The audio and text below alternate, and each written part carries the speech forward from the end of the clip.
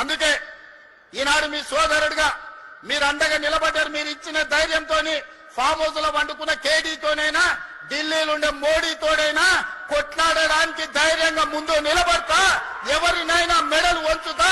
కిషన్ రెడ్డి బండి సంజయ్ గారు తమాషలు చేస్తున్నారు.